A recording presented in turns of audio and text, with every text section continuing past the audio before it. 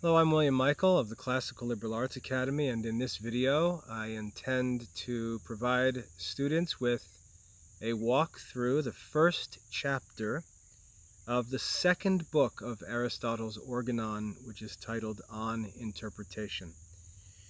We'll read chapter 1 in this video together as we begin this second book, and I just want to say at the beginning of this video that one of the benefits that we have in studying Aristotle's work on interpretation is that, unlike the categories, we have St. Thomas Aquinas's commentary on this book still available to us, and even more than that, it's available to us in English translation. So this is a book that, while we're going to make our first study through it together in the Classical Liberal Arts Academy's Classical Reasoning 1 course, it's a subject that you can go into great depth with because you can study the lectures of St. Thomas Aquinas on every chapter of this work on interpretation.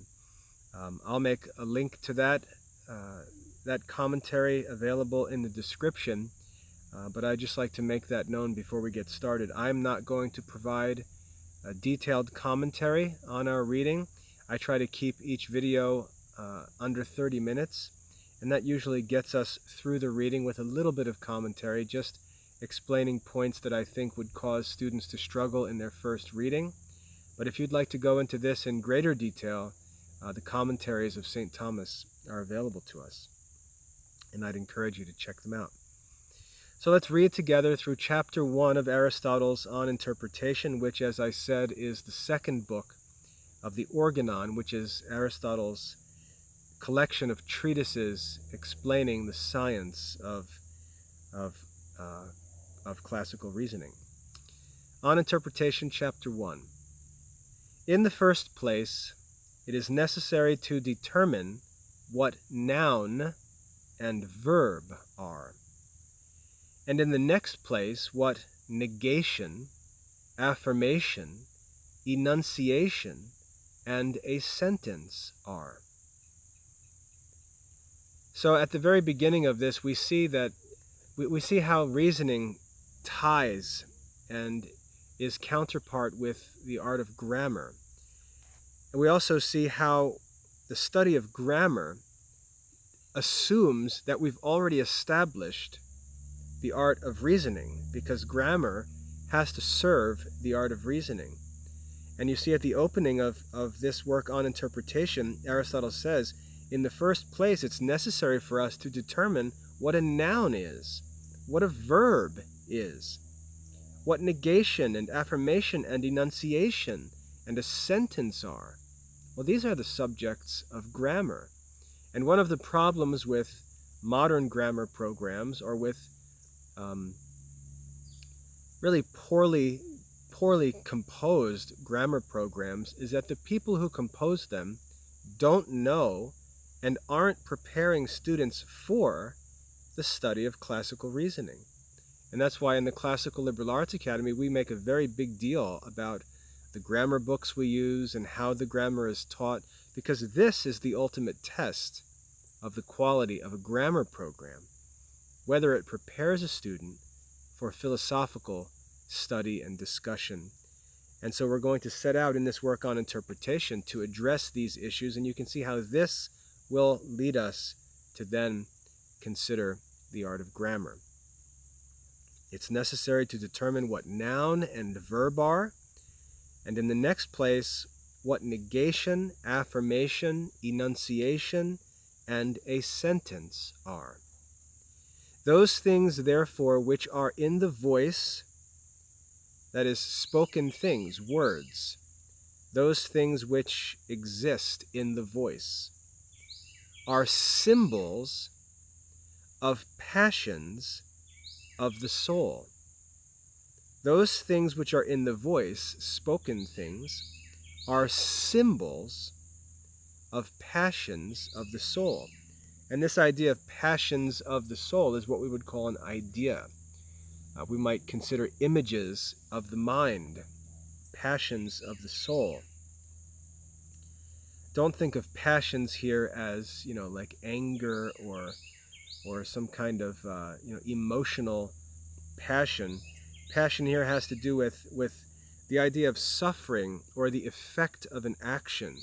So if I were to take a stamp and press it into um, a piece of cloth or skin or whatever, the impression that's left behind by that action would be an example of what's meant by passion here. Okay? It's something suffered or something received as a result of an action placed upon it by something else. Those things which are in the voice are symbols and passions of the soul, and those things which are written are symbols of the passions of the voice. We have this basic lesson that I teach in petty school, that ideas are mental images of things that we either observe through the senses or conceive in our own minds. Spoken words are symbols of those ideas, and written words are symbols of those spoken words. Very simple concept here. As there are not the same letters among all men, different languages, different alphabets, and so on, so neither are there the same voices or articulate sounds. Languages differ, and therefore the letters and words used by men also differ. The passions of the soul, however, and this is very interesting, the passions of the soul within man, of which the spoken and written words are primarily the signs, the passions of the soul, are the same among all men. That's interesting to think about. The passions of the soul, Aristotle says, are the same among all men. So even though our languages may differ, we may have a difficult time communicating in speech or in writing because our letters and words and languages are different, we share the same passions of the soul. And so even though people are different and separated by language barriers, within them are the same ideas. I think that's a fascinating thing to think about. The passions of the soul are the same among all men. And the things of which these are the similitudes, that is, the objects outside the mind, these also are the same. A horse is a horse, as far as the idea and the animal itself, even though we may refer to it with different words. Concerning these, therefore, we have spoken in the treatise on the soul. So if you're interested in this idea of the passions of the soul being the same among all men, the place where that subject has been treated of by Aristotle is in his treatise De Anima, or On the Soul. For these belong to another discussion. But as in the soul, a conception is at one time without truth or falsehood, but at another time it is that in which one of these is necessarily inherent. Thus also it is in voice or articulate sound. For the false and the true are conversant with composition and division, and I'll explain this in a minute. The false and the true are conversant with composition and division. Nouns and verbs, therefore, are assimilated to the conception which is without composition and division, such, for instance, as man or white, when something is not added. For then it is neither true nor false. Of which this is an indication that the word tragelaphos, and in the note there it explains what this Greek word means, signifies indeed something but not yet anything true or false, unless to be or not to be is added, either simply or according to time. Now, there's a lot of technical philosophical language in this chapter that can make this seem confusing, and this is one of the reasons why students struggle to read Aristotle. Now, if a student would take the time and make the effort to look up in a dictionary each word he doesn't understand and slowly consider each phrase and sentence, he'd be able to understand everything that Aristotle says here, because it's not complicated or difficult. Normally, when students struggle to understand Aristotle's writings, it's simply because they're not making enough effort to understand them. They're not using all of the tools and resources that are available to them to understand. They will simply read through it, and if it's not written for them according to their own everyday vocabulary and modes of communication, they'll just say, oh, well, I don't understand this, it's confusing. And that's the mark of a boy who's not a student. A boy who is a student will say, I don't understand this. The reason why I don't understand this is because my vocabulary is not strong enough to allow me to understand what Aristotle's explaining. So what I need to do is make use of the tools that are available to me to improve my vocabulary, and I can do that by working to understand what Aristotle says here. And if a boy will do that and will make that reasonable effort to understand, then he'll see that what Aristotle says here is not confusing or impossible to understand. It doesn't require a college degree or some special educational opportunity. It just requires work. This is work. Study is work. So, to help you understand this, let's just walk through what Aristotle says here, because it's very, very simple.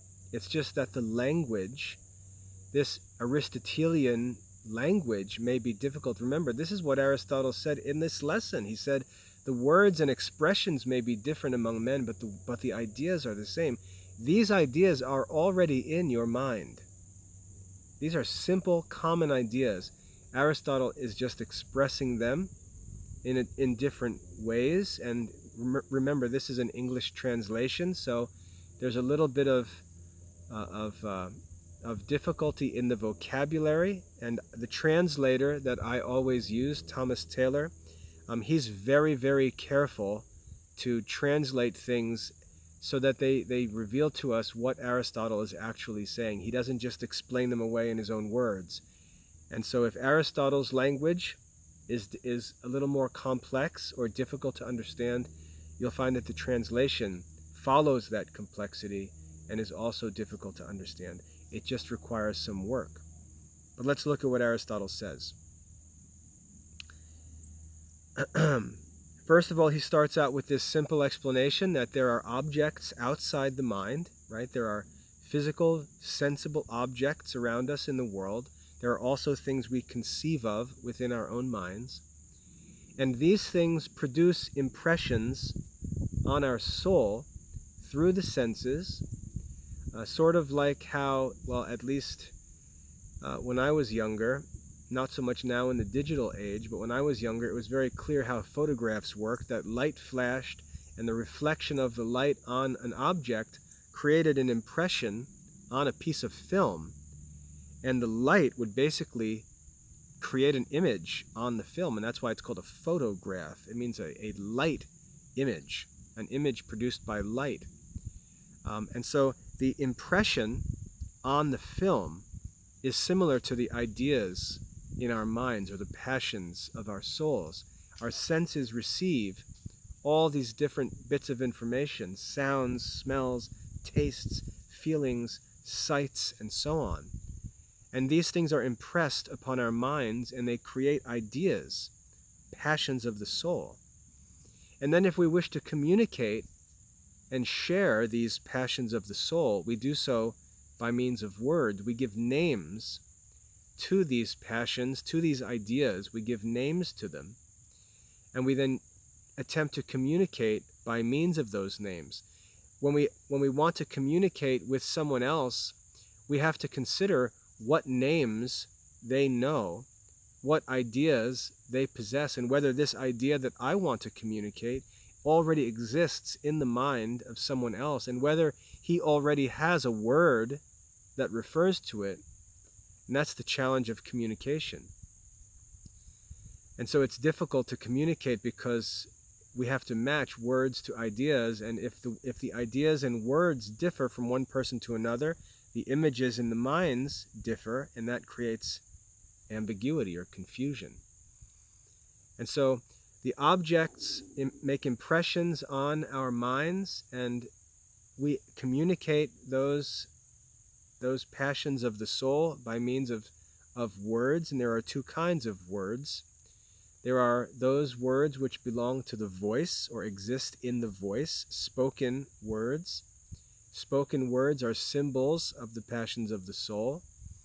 And then we also have written words, and the written words, Aristotle explains, are symbols of the passions of the voice, symbols of those spoken words. Okay, so that's simple enough to understand. So where do words come from? Why are words important? Because words are symbols that we use to communicate ideas. Now, we can also communicate ideas in different ways. We can communicate ideas by means of drawing pictures or painting or sculpting or acting. We can imitate. Acting is imitation. We can imitate certain things. Like if you've ever heard of the game charades, the players in the game have to imitate different things, and we can communicate through imitation. We can communicate through painting or through sculpting, drawing.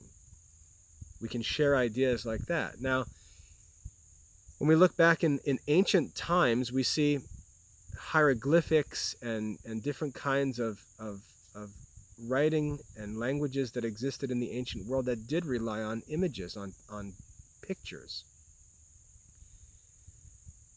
That's okay, and you know, we have the saying, a picture is worth 1,000 words. But the problem is that as language gets more and more complex, as ideas get more and more complex, language needs to become more and more subtle. And when the desire of one person is to communicate a very specific message to someone else, we don't want to leave our communication to their interpretation, which would happen if we tried to communicate through drawings. It's like when a little child, when one of my children comes up and has a picture and shows me and says, "Look, Daddy," and I look at it and I have no idea what's in that picture. And the child will have to explain to me, notice, in words, what he or she intended to communicate through that drawing. The drawing is not as useful as the words. And so we communicate, we share ideas by means of words because words are more exact. Words are symbols of the ideas. But our words can differ, and that can lead to ambiguity and confusion, which is one of the main focuses of the art of reasoning. By being careful to use words accurately, being careful to speak clearly, being careful to make sure that people we communicate with understand exactly what we're saying, that the words are clear, so that the words don't lead to confusion or to deception. So that idea is simple, and keep that in mind. There are objects outside the soul. Our senses and our own reasoning produces impressions of those things in our soul, which we call ideas or passions of the soul. And then we share and communicate those passions of the soul by means of spoken words. And when we can't speak to someone, then we communicate those ideas, or we communicate those spoken words through the use of written words. The written words, after all, the written words and letters are not symbols of the ideas. The written letters and words are symbols of the spoken words. So there's a lot to think about there, and it's very helpful when you consider how to learn to read and write, or to teach people to read and write, to consider what this natural process is and what the relationship is between ideas, spoken words and written words. Now,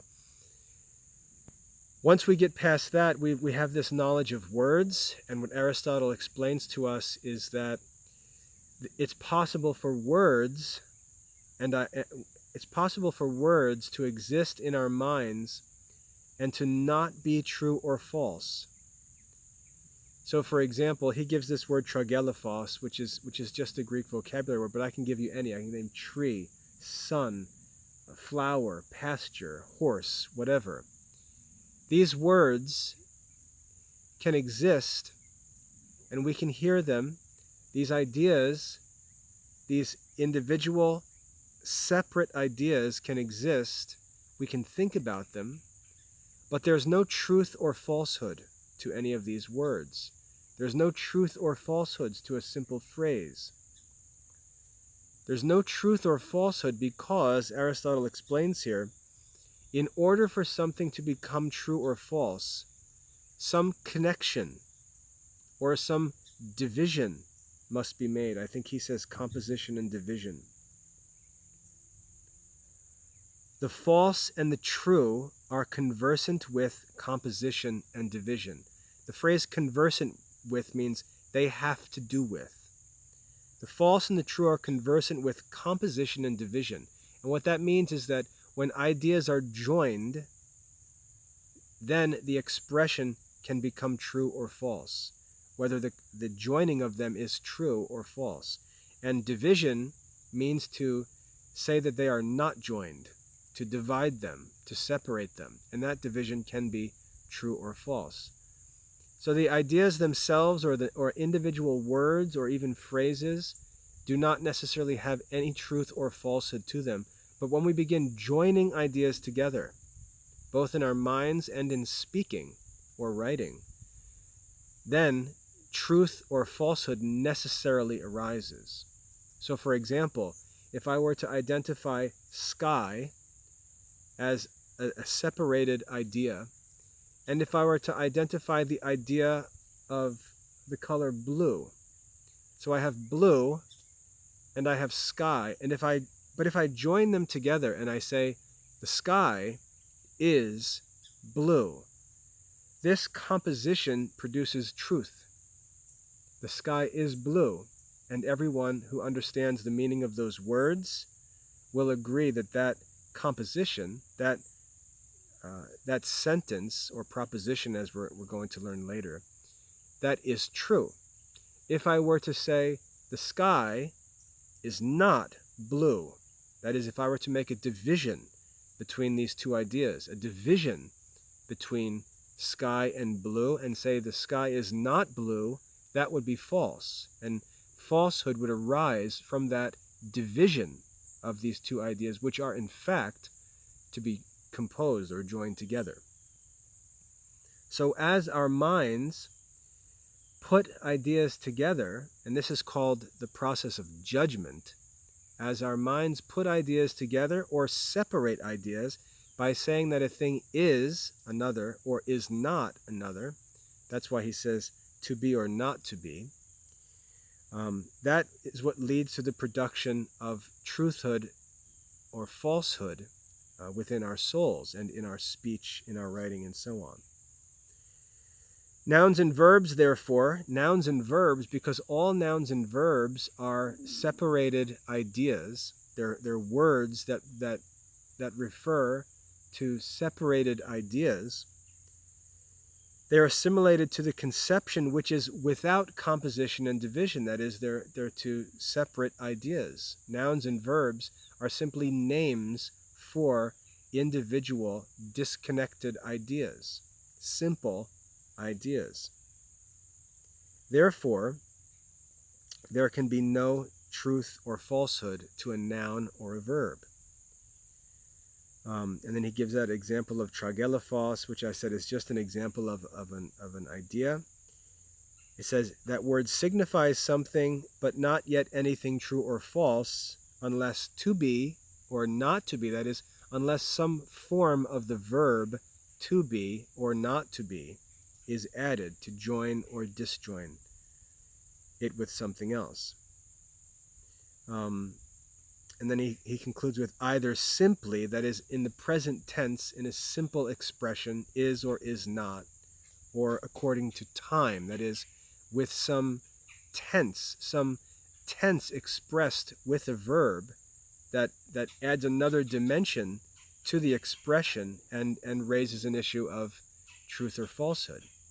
For example, if I say George Washington is the President of the United States, President of the United States is one idea, George Washington is another idea.